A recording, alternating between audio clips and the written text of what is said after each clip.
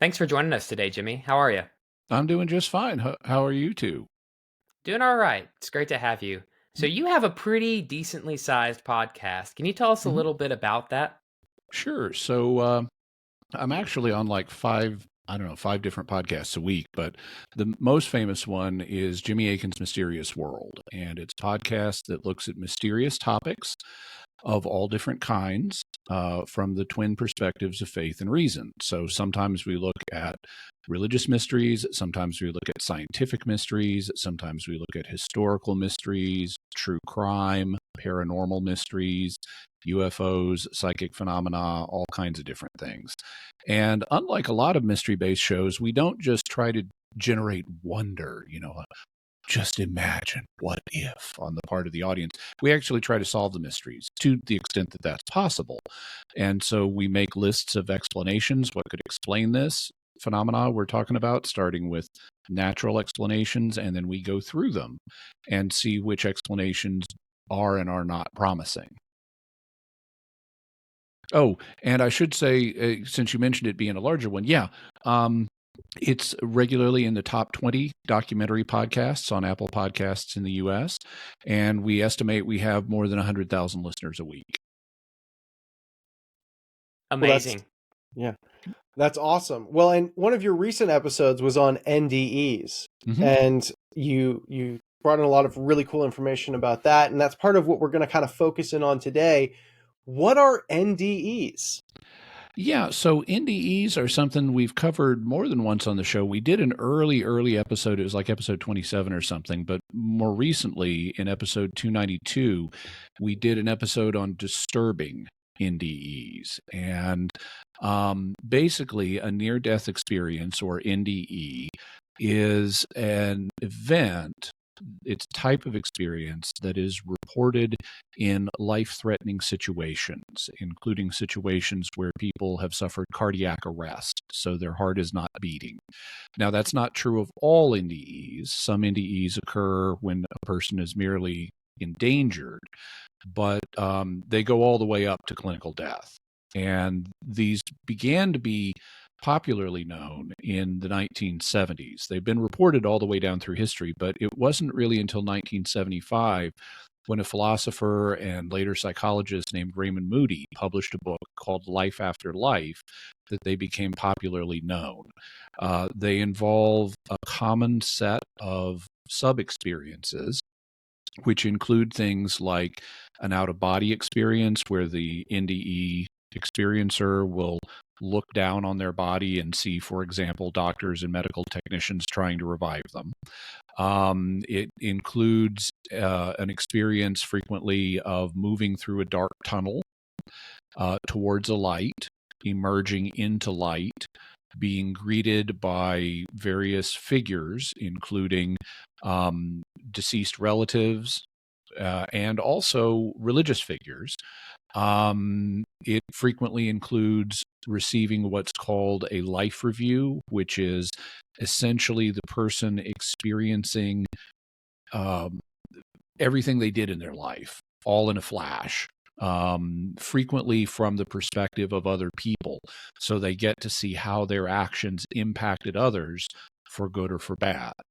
People often see a beautiful realm, sometimes described as, garden-like or with fountains and happy people and so forth. They may hear beautiful music.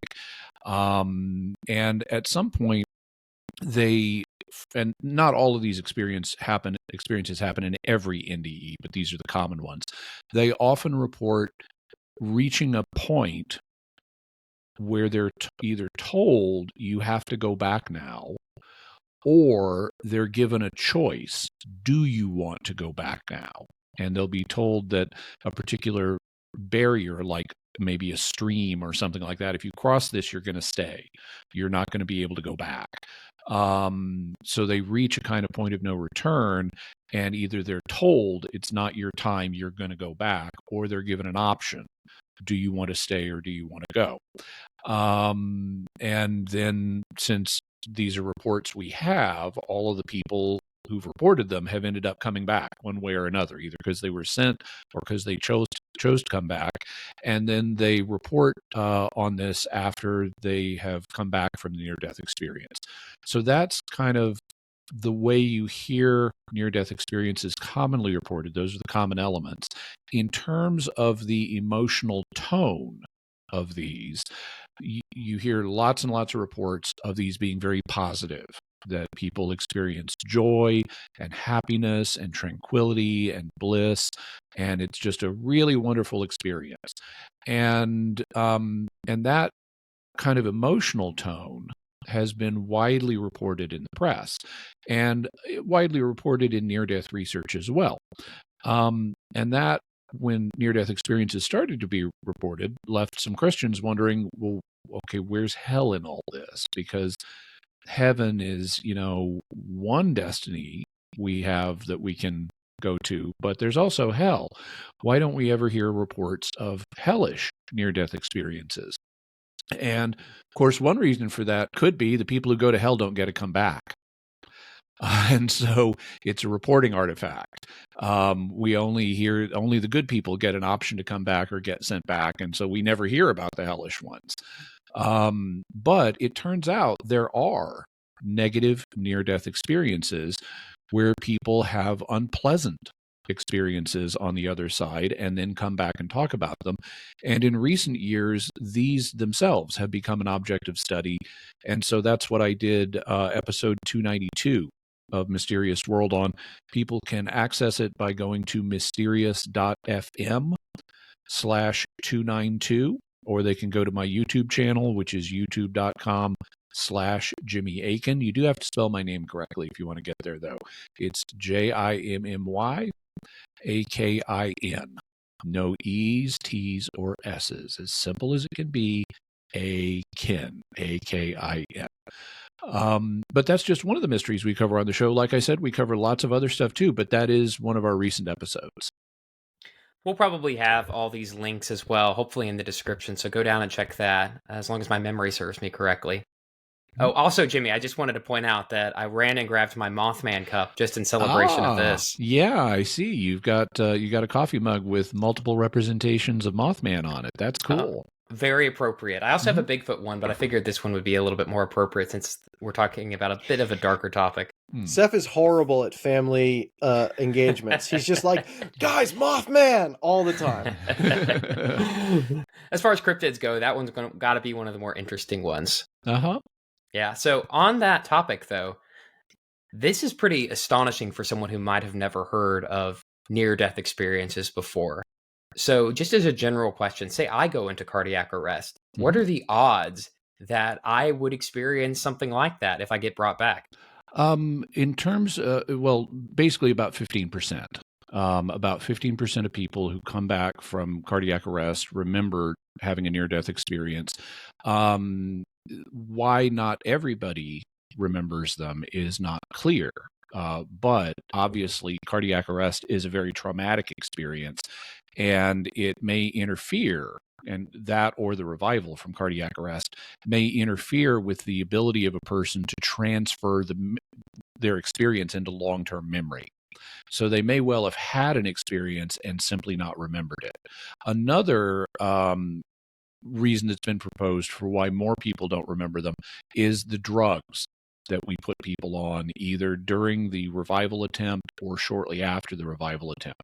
One of the things that gets done in a lot of medical experiences these days that are, traumatic, is a memory interference drug will be given. For example, Versed is a drug that is specifically intended to inhibit memories from forming.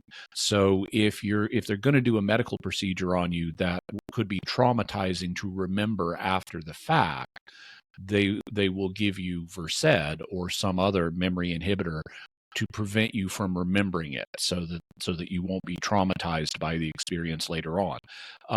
And I have been told having your heart, shocked is a little bit traumatic. When they shock your heart, they're not actually restarting it, but what the heart shock is meant to do is try to get it back into normal rhythm. And being electrocuted is not necessarily a fun experience. And so my understanding is they may well give Versed or other memory inhibitors to people who are experiencing electrocardial stimulation. I've actually had an experience with Versed myself. The men in my family get cataracts in their eyes prematurely early, and I actually went legally blind for a month because of cataracts. I'd had one in my left eye that I'd had for a long time, and then in the course of a weekend, a cataract formed in my right eye over the central part of my focal point. So I couldn't see hardly anything for a month until I could get in for the first surgery. And when I had the surgery, they gave me Versed for both surgeries on both eyes, and they didn't give me enough because I remember all of them perfectly. So I remember laying there on the table. They've got my head strapped down. They use a sonic probe to smash my current lenses. Then they suck them out. Then they put new lenses in. And it wasn't particularly traumatic for me. It was actually an interesting experience, kind of kaleidoscopic. Awesome. Well, I think for some people who aren't used to talking about NDEs, they might be coming to this thinking, oh, that's not taken seriously by the sciences. Does mainstream science assume that people are just making up these experiences for attention? Or does it take seriously that, people really are having these experiences, but we might not interpret them as indicative of actually, encountering higher things? We disagree on the interpretation, but we agree scientifically people are having these experiences after death. Yeah, well, individuals, of course, hoax in every area of life. And so there are individuals who hoax near death experiences. There was a famous one from a few years ago. I think it was called The Boy Who Came Back from Heaven. And there was a book written about it that was very popular, including in evangelical bookstores. And the kid at the center of it admitted his dad kind of manipulated him into telling this story. And he recanted it. And so that book got yanked. There are other experiences of children who've had NDEs that have written books about it. So don't just assume everyone is like that. But there have been hoaxes. However, I don't know anybody who has seriously studied this issue who thinks they're all hoaxes, because they have too many elements in common, including elements that are reported by people who didn't have a knowledge of NDEs. They didn't know about them. They weren't expecting one. And then they come back and they say, I was out of my body. I was looking down. I went through a tunnel. There was a light. I talked to my dead grandma. And this was before people would report these things, before NDEs were widely known in pop culture. So they couldn't have been picking it up from pop culture. And so I think pretty much everyone who seriously looked into this agrees that there are genuine experiences that are happening. The question is, what is responsible for those experiences? Is it something purely natural? Are these artifacts that are generated by the dying brain? Or is something genuinely supernatural or paranormal happening here? And on that question, you've got different schools. If you're talking to a skeptical materialist who thinks that all consciousness is reducible to brain phenomena, then they're going to say these must be some kind of an artifact of the dying brain. There's something there, it's due to anoxia or the release of certain chemicals as part of the dying process, or something purely natural is causing these experiences. On the other hand, if you're not wedded to the materialist hypothesis and you're open to maybe consciousness is not strictly dependent on the brain, then other people will look at them and say, no, it looks like we've actually got evidence that something genuinely paranormal is happening in these cases. One of the pieces of evidence for that is veridical knowledge. Veridical knowledge is information that goes beyond random chance, that an individual did not previously know, but that turns out to be true. And there are multiple instances of NDEs that involve veridical knowledge. In fact, there's a whole book that the International Association for Near-Death Studies has put out about cases. It's like over 100 cases where there's a veridical component. To give just one example, back in the 1970s, there was a migrant worker from Mexico in Washington State. Her name was Maria, and she suffered a cardiac arrest. She was brought into the hospital, at night. She did not see the exterior of the hospital, and they were able to restart her heart.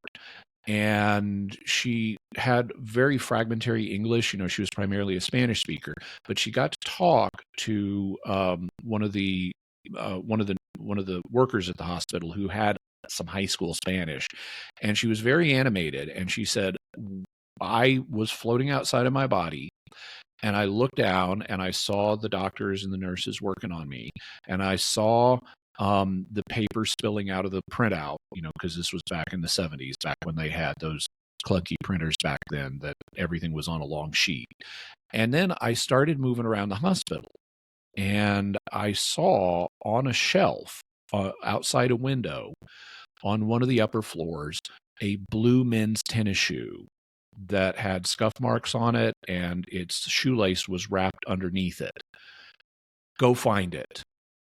And she was so insistent that the hospital worker tried to go find it. She started going around upper floors of the hospital, looking on the ledges outside the windows for the shoe, and she found it. And she was able to retrieve the shoe and brought it back down to Maria and showed her, "Yes, your experience was real. I really found this."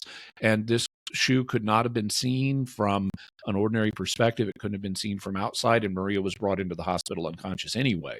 So one way or another, we have Maria acquiring information that she didn't know before her near-death experience, but it turned out to be true.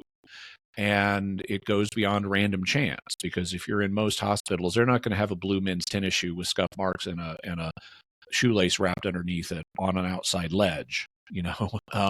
So this is beyond random chance information. And even if you want to say, as a materialist, that all this is due to brain phenomena, at least you have to say something paranormal is happening, because this, at a minimum, would display psychic information.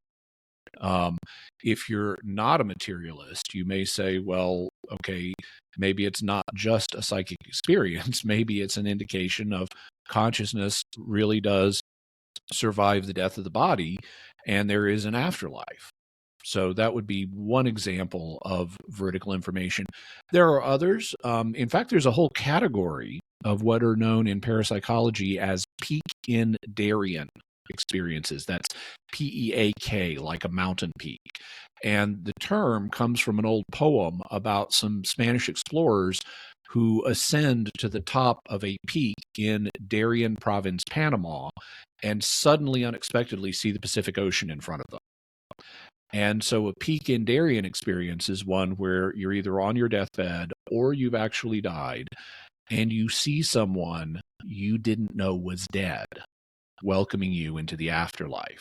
So you could be on your deathbed, or you could have actually had a near-death experience, and in the experience, you see your relatives coming to greet you and welcome you into the afterlife, and you see your grandmother and your grandfather and your mom, and here's your baby sister. And it's like, and you come back, and it's like, I saw my grandmom and my granddad and my mom and my baby sister, but she's not dead. And then they say, yeah, actually she is, and we didn't want to tell you. And there have been multiple peak-in-Darien experiences where people have come back from a near-death experience knowing about the death of someone they hadn't previously known was dead. Those are some really surprising cases. So I just want to kind of put it to you. How much apologetical value, how strong of evidence do you think we can gain from these experiences for the existence of life after death? Well, I think it's going to depend on how you rank the evidence. Is going to depend on the presumptions you make. If you are a hardcore materialist, you're going to dismiss all this and say it doesn't prove an afterlife. But if you're open on that question, if you aren't already committed to there not being an afterlife, and you're willing to look at the experience as it presents itself, which I think is essential to not being a paranoid person. We need to adopt a principle that in philosophy is sometimes called phenomenal conservatism, where you assume an experience is as it presents itself until you get evidence that it should be taken in some other way. Then you're going to look at these experiences and say they look like afterlife experiences. People are having conscious experiences when their brain is offline because it's not having any blood flow, and because the heart has stopped. And so, there's no way there's no plausible way these are being generated by the brain that would suggest that people really are conscious in an afterlife situation. Personally, I think there's strong evidence here. In fact, I'm currently scheduled to write a book. I'm doing the research for it now, but I'm scheduled to write a book that's going to be a general apology for the Christian faith, a defense of the Christian faith. Here's why you ought to be Christian, and also here's why you ought to be Catholic. But on the general level, I'm going to start the book with a chapter about near-death experiences. I'm going to start with Maria's story. It's 1977. A woman is dying. Here's what she experiences. It'll be a nice dramatic opening to the book. And then I'm going to talk about other near-death experiences too, including negative ones, and say, okay, we have evidence. This is scientific evidence. We have evidence now from that there is an afterlife and that people can have positive or negative experiences in it. That means we ought to take the subject of religion seriously. So read the rest of my book, and that'll be a nice intro to the whole book. Well, you're getting into these negative experiences. How common are those? What percent of these experiences are negative experiences? We're not sure yet, and there are a couple of reasons for that. One of the reasons is initially near-death experience researchers didn't really want to hear about these, and so they didn't ask about them.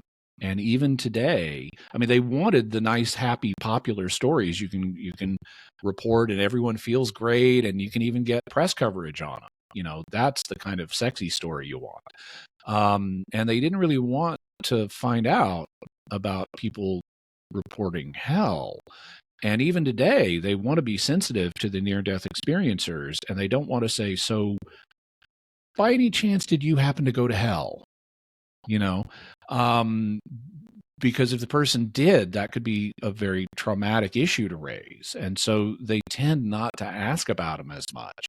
And the people who've had them don't want to talk about them very much. You hear all these stories about other people going to heaven, and it's so blissful and it's so great. And it's like, I went to hell. Do I really want to tell people about that? And so you have a lot of negative near-death experiencers, or they're also called distressing near-death experiences, or DNDEs. The DNDEers frequently don't want to talk about it and will hide it and not communicate about it to people, and in particular not communicate about it to researchers. So whatever the correct number is, it's probably underreported. In terms of what we do know, there have been different studies. Some studies have shown no negative experiences, but we know that's wrong because there are negative ones that get reported. It's just that study didn't find them. Possibly because the researchers weren't asking, possibly because the distressed NDEers weren't talking. But there are other studies of large numbers of people that have indicated somewhere between about a sixth, 1 in 6, and 1 in 4 people who have an NDE have one with distressing aspects. And so you could average that 1 in 6 and 1 in 4 and say, okay, maybe 1 in 5, about 20%, is a probable baseline for how many NDEs are negative, and it's probably higher than that because of the underreporting. But 1 in 5 is a good baseline estimate. So if they really are experiencing hell, are these 20% of people, are they just the worst of the worst sort of people? Who tends to experience these negative NDEs? Well, if you read a lot of accounts, they'll say these can happen to anybody. And it doesn't seem that they happen to particularly bad people. But I think that that's misleading. because I'm quite sure that when near-death experience researchers are talking to people who've had negative NDEs, they're not going to say, so, do you have a problem with pride or lust or anger, or are you a particularly bad person? They're not going to, they're happy the person's even talking about their negative NDE. They're not going to be asking accusatory questions, doing a moral inventory on the person. And so I think they're just not collecting data. Also, we can't really know ever in this life the state of another person's heart. So, there's no real way to judge a lot of that. One of the findings, though, that has borne out is that distressing near-death experiences are associated with suicide. According to one study by a researcher named Barbara Romer, in her sample, she found 30% of people who had distressing NDEs had attempted to kill themselves. And the world suicide rate is like 1.3%. So 1% of the global population tries to kill itself, but 30% of negative NDEers tried to kill themselves. That would suggest a strong correlation between suicide attempts and negative NDEs. Now, it doesn't mean that everybody who tries suicide has a negative NDE. There are accounts of people who didn't. And that's consistent with the fact that even if you try to kill yourself, you may not be responsible for your actions. You may be under severe psychological pressure or something like that leads to the suicide, and you're not fully responsible for it. So you could have a positive NDE if you weren't responsible for your actions. But there does seem to be an association between suicide and negative near-death experiences.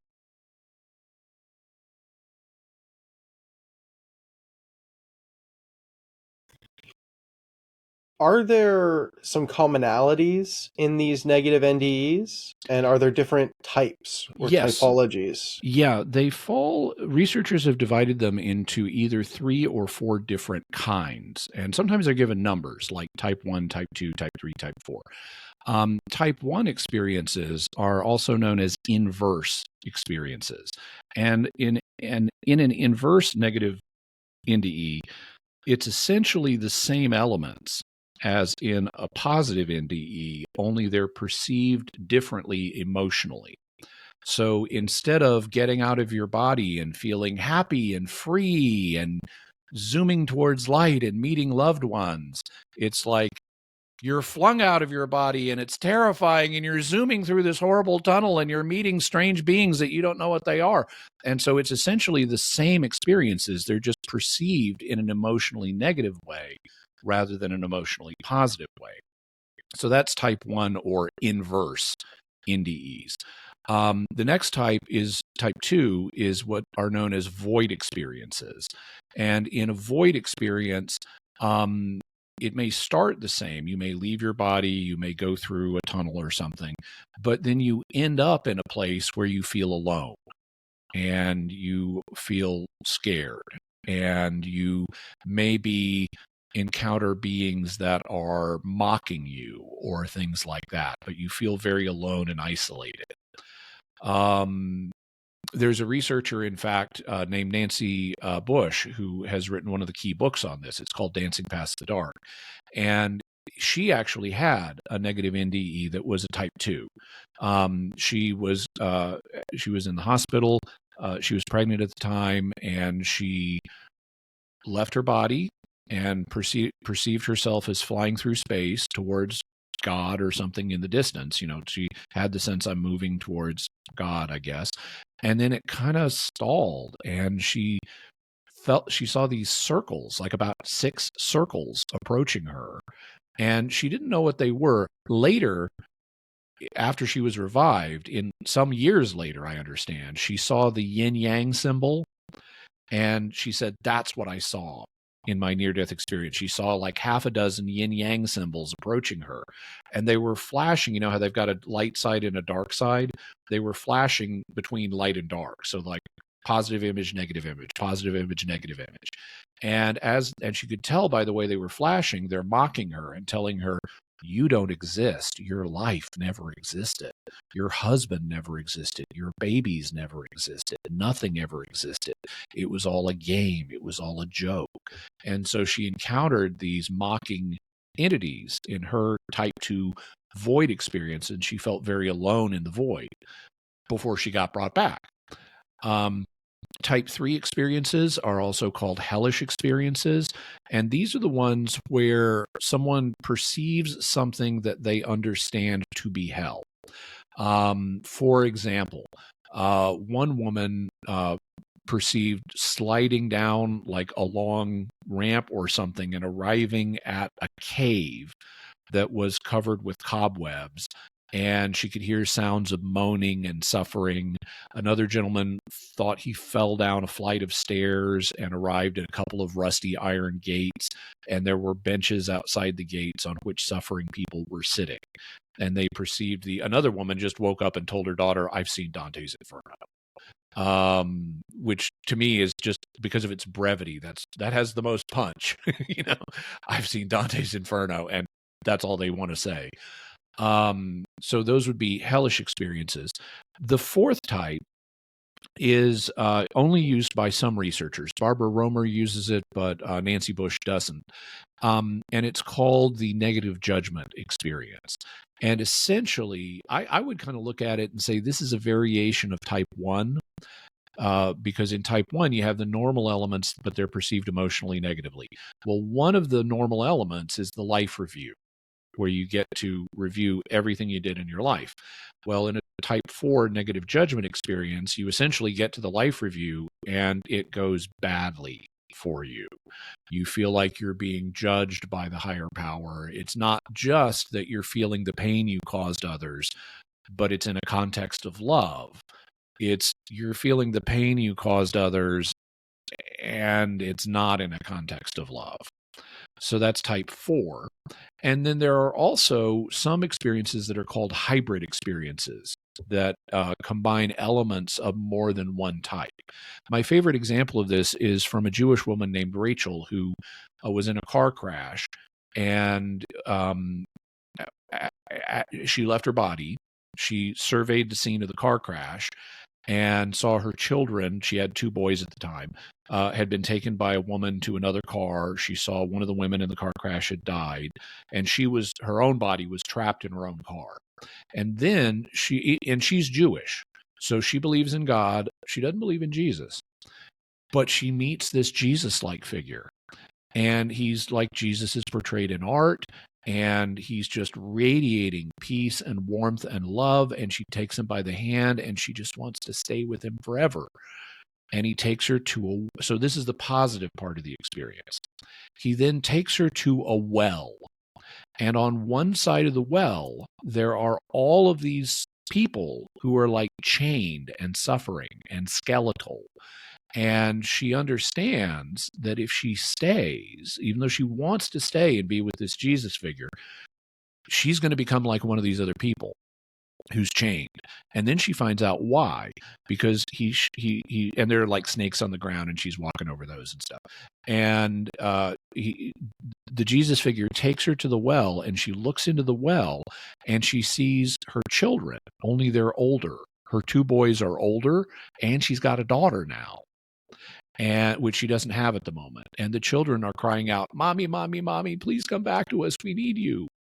And she understands that if she stays, which is what she wants to do, she'll be abandoning her children, and she needs to go back and take care of them. So she had this negative experience of seeing all of the apparently damned people as a kind of warning to, you really need to go back and take care of these kids. And in later years, she did have a daughter who looked just like the one she saw in the vision. So that was a hybrid experience that included both positive and negative elements.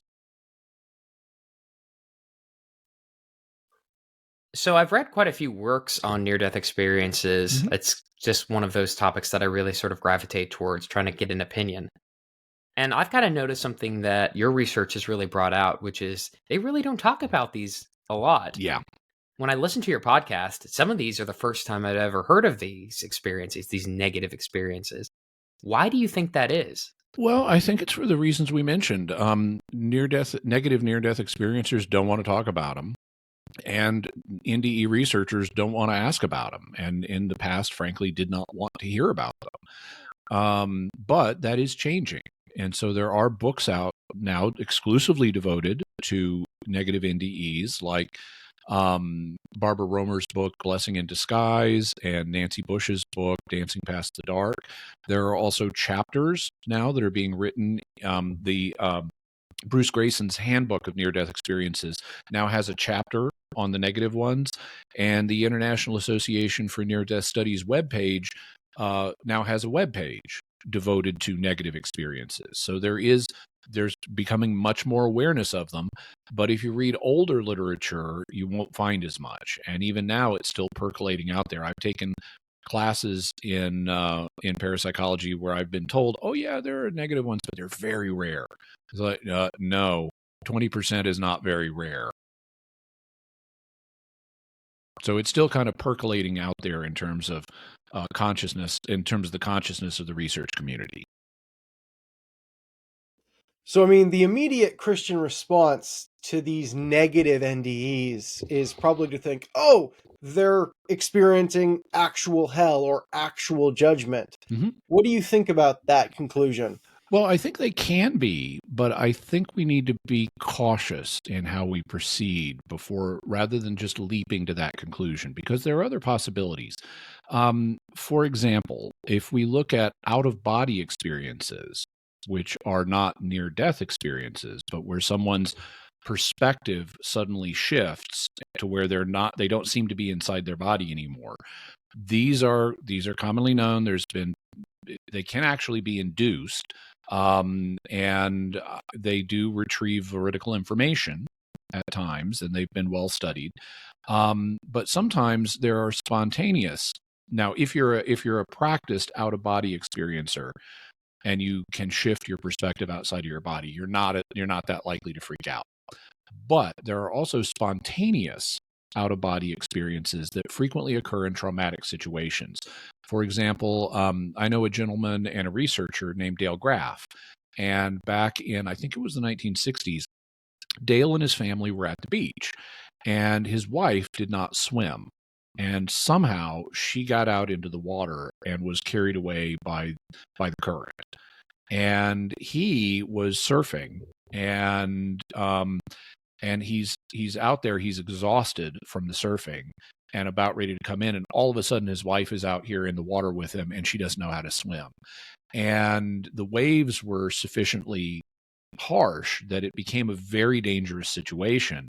And all of a sudden Dale is out of his body and has a bird's eye view so he can see where his wife is and heads toward her, and he was able to save her life. But when someone is in this kind of traumatic experience and suddenly unexpectedly they find themselves out of their body, they can freak out because they're in this scary situation and they carry that scariness with them into the out-of-body experience. Well, if that happens with out-of-body experiences in general, you could imagine the same thing happening with the out-of-body experiences that occur in NDEs. And so if let's say you're a young person, you're 17, you're a male, you're reckless, you're having fun, all of a sudden you're in an auto accident and you're out of your body, you might freak out. And thus that fear that you carry with you might color your experience of the NDE. And so if you had died peacefully in a hospital, you might experience peace and joy and bliss. But you're dying in the middle of this adrenaline moment at a time of life you're not expecting to die. You may be going, no, no, no, no, no, I want to go back. And that may lead you to have a type 1 experience where it's all the same stuff. You're just reacting to it emotionally in a different way. So I think that's one of the considerations that we need to have here. We're not, people might have the idea that the instant you die, you're just in total bliss, and that's a rule for everybody. Well, that would be cool. But, the Bible doesn't say that's what's going to happen. And the church fathers don't say that's what's going to happen. And authoritative church teaching doesn't say that's what's going to happen. That would be just an assumption on our part. And we need to check our assumptions by looking at what do people's actual experiences say. And so I wouldn't assume that if you're saved, the minute you're out of your body, you're instantly going to be in bliss. If you were otherwise freaking out at that moment, it might take you a little while to calm down and accept the new situation. And that is what's reported in these experiences. And there are negative NDEs that are reported that are hybrid ones, where it starts negative, but then as the person relaxes, it becomes positive. So I think that's a possibility. Also, in the suicide cases, now there are suicide cases where someone said, I tried to kill myself and I instantly was in a bad place and realized I'd made a horrible mistake and wished I hadn't done it. And I got this sense I was going to be suffering for a long time because of what I did. But there also may be an emotional overhang from the suicide attempt. If you're so tormented that you want to end it and you kill yourself, you may be just as tormented on the other side. And you may not instantly be relieved of that. And so even if the person's going to end up in heaven, they may have some negative carryover from how they ended their own life, just in terms of I was tortured on earth and you're still kind of tortured in the afterlife until you can emotionally heal, which leads to another possibility, purgatory. Just because now in the Protestant vision, it's commonly understood that heaven and hell are the only two experiences that people will have in the afterlife. But in the historic Jewish understanding, and in the more historic versions of Christianity, like Catholicism and Eastern Orthodoxy and Oriental Orthodoxy, it's understood that there can be purificatory experiences in the afterlife that are not necessarily all fun. But they're part of a growth process that allows us to be the kind of spiritually unencumbered beings we need to be in order to enjoy the full glory of heaven. And there have even been Protestants who have shared this view. C.S. Lewis would be an example. And I think even if it's, even if you want to say purgatory or the final purification is instantaneous and painless, I think most of us could agree as Christians that there's got to be something that you could reasonably call purgatory, because it's clear from Christian experience, most of us are not perfect at the moment of our death, but we are going to be perfect in heaven. So between the moment of death and the moment of heaven, we have to be purified of our remaining imperfections. And that purification process begins in this life as sanctification. But we're not perfectly sanctified at the moment of death. So you could conceive of purgatory as sort of the final stage or final rush of sanctification. You could say it happens instantly and painlessly. That's fine, but we could agree it's there. And if it's there, then since we're not told it's painless, Scripture doesn't say that, it could involve some discomfort. Of letting go of the various things that we've been unduly attached to in this life, which is actually the Catholic Church's current articulation of what purgatory is. It heals us of our disordered desires so that we're not burdened by disordered desires in heaven. And so let's say you killed yourself. And let's say you weren't ultimately responsible, but maybe you were partly responsible. And maybe you need to work through some of those issues that led you to kill yourself. Well, that would be part of your purification process.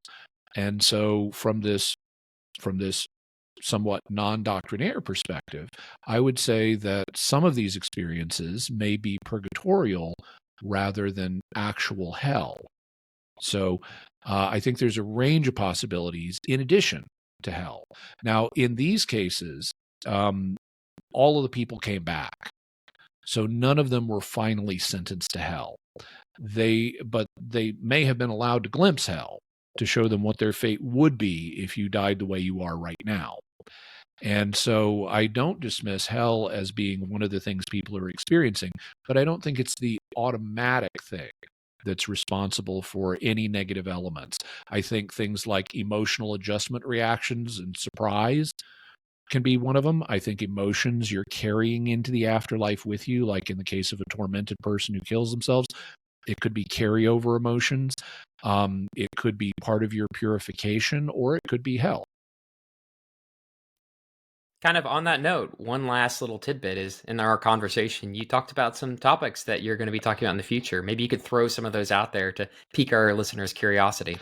Well, so I'm not exactly sure when this episode is going to release, but on the Friday we're recording it, I have a new episode every Friday.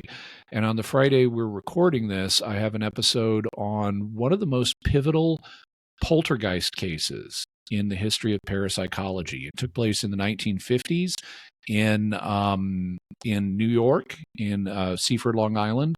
There was a family there that started having objects moving around in their house. They'd get knocked over, they'd get smashed. And a lot of what was happening was bottle caps coming off. The the bottle cap would just pop off, and sometimes the liquid in the bottle would spill, or the bottle would lift up and get smashed. But over and over and over, bottle caps are coming off. And many of these bottle caps were screw-on caps, so they couldn't just pop off like from pressure. They had to be unscrewed. And so this was poltergeist phenomena, and because of all the bottle caps popping off, it became known as the Popper poltergeist case, also known as the Seaford case. And it was important in the history of parapsychology because parapsychologists found out about it quickly, and they were able to come in and investigate the phenomena while it was still happening, and eliminate various natural explanations for it. And it also allowed them to test a new theory that they had been developing. The term poltergeist is German for noisy ghost or rattling spirit. And people have always assumed poltergeist activity is due to ghosts or spirits. But in the early 20th century, parapsychologists started to think this may not be a spirit. This may be something that living people are doing without realizing it. And so they developed a theory that's now known as recurrent spontaneous psychokinesis. And the Popper poltergeist case allowed them to compare an actual poltergeist experience to that theory and see how it stood up. And so that's what I have in this week's Mysterious World. I also have a proposal that I've never seen in print before for why the bottle caps were so prominent in this case. I think there's a reason why so many bottles were losing their tops in this particular poltergeist case. Coming up next week, I have an episode on the Gospel of Jesus's Wife, which was it's actually a tiny little credit card sized document, but it's written on ancient papyrus, and it was touted a few years ago, just like 10 years ago or something, as a 2nd century gospel that talked about Jesus having a wife. And so I look into that, I look into how credible it is, and I expose who the forger was. The week after that, we're going to be looking at 18th century France and we're going to be on a cryptid hunt. We're going to be talking about the Beast of Gévaudan, which killed like 100 people in France. And we're going to be talking about what this beast was and looking at the evidence concerning that. Then the week after that, as a palate cleanser from me having to read all those bloody accounts of what the beast did, we're going to have a happy story involving animals. We're going to be looking at pet telepathy. And there have been scientific studies of pets and whether they sometimes seem to display telepathic abilities, like being able to anticipate when their owners are about to return home, even though they have no signal that would tell them their owner is returning home. We're also going to be playing footage of a telepathy experiment with a parrot that can talk. And so you've got the parrot in one room. We'll be watching this on split screen. You're going to have the parrot in one room, the owner of the parrot that it's bonded with in a completely different room on a different floor of the house, looking at photos Her job is to open an envelope, look at a photo for 2 minutes, then a timer rings, she opens the next envelope and looks at it. And they simultaneously record what the parrot is saying. So when the woman is looking at a photo of a flower, you hear the parrot saying, "That's a pic of flower. Flower, got to get some flower. Take a camera, get a pic of flower." And then when the woman is looking at a photograph of a guy talking on the phone, the parrot starts making noises like an answering machine and then says, "What you doing on the phone?" And when she looks at a picture of a cab driver sticking his head out of his cab to give directions to a guy, you see the parrot saying, "Oh, that's so cool. You stuck your head out. You stuck your head out." And when she's looking at a picture of a couple walking along a beach in bathing suits, so they're showing a lot of skin, the parrot says, "Look at my pretty naked body. Look at my pretty naked body." And so that will be interesting to show the audience that kind of stuff. And finally, last week in February, we're going to be talking about the chronovisor, an alleged device that the Vatican supposedly knows about and or has, that would let you view any point in space and time. It's basically a time television. And there was a famous monk in Italy who claimed, and exorcist, he was a famous exorcist, who claimed to have worked on it. So we're going to be telling you all about the chronovisor. So those are a few things coming up.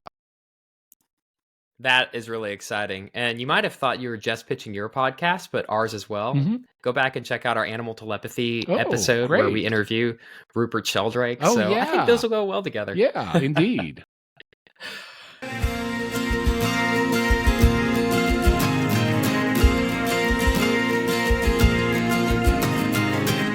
Thanks again for listening to the Spiritually Incorrect podcast. If you like what you heard, please consider subscribing and leaving us a 5-star review. We're an up-and-coming podcast, and every little bit helps. Also consider joining our Patreon page. Patreon sponsors have exclusive access to unaired episodes, different kinds of merchandise, the ability to suggest an episode, and even an hour-long interview with Jonathan and I. Check it out at spirituallyincorrectpodcast.com and see what you're missing out on. Sound effects from Zapsplat.com. Special thanks to Jordan Birch, whose song Starry Night provides the intro and outro for this podcast. You can hear more of his music on YouTube or Spotify.